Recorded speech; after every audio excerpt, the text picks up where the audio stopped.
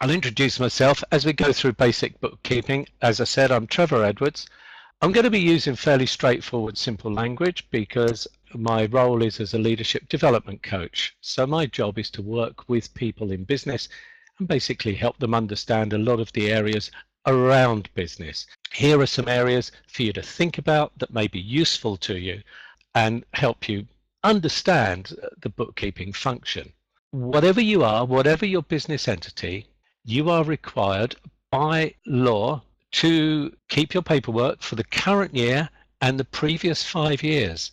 So even if you put money of your own into the business, you must record this. It doesn't mean to say you're going to have to pay business tax on it, but it just means that you need to know that that money came into your business. Now, you must, of course, record all of the money paid out from the business. Anything you spend on stock or materials, labor, that's not necessarily people you employ, maybe people you pay casually just to help you out for a day or so. But if you employ people, wages, overheads, that's all the running costs of your business, your insurances, your professional fees, rents, rates, everything that you spend out. In order to get organized for your bookkeeping, here's some things that will help you get a bookkeeping kit together. Perhaps get yourself a lever arch file or a good size ring binder so that you can keep all of your bank statements and all of your other paperwork in there. If you've got copies of invoices and things like that, get a good big binder, get yourself an index file, have sections where you can separate things out and get that ready. So, some wise moves. Get a proper receipt for all of your purchases.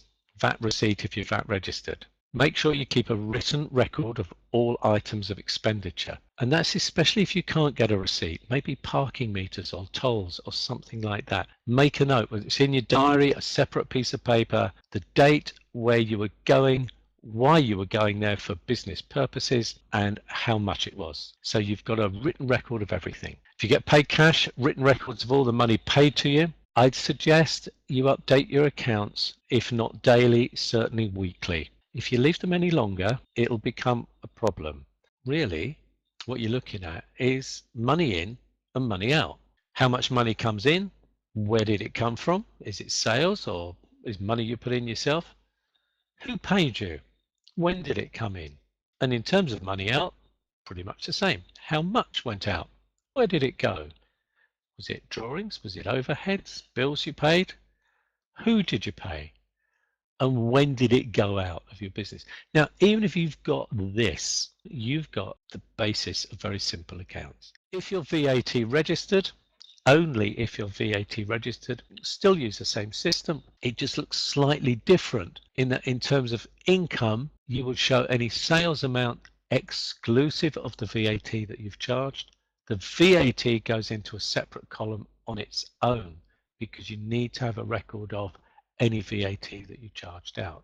Your accounts copies go to HMRC and to Companies House. They must be there by the due date, and for limited companies that is always 9 months and 1 day after your year end. And of course you're going to pay corporation tax on the net profits of your business. That's all profits from £1 upwards.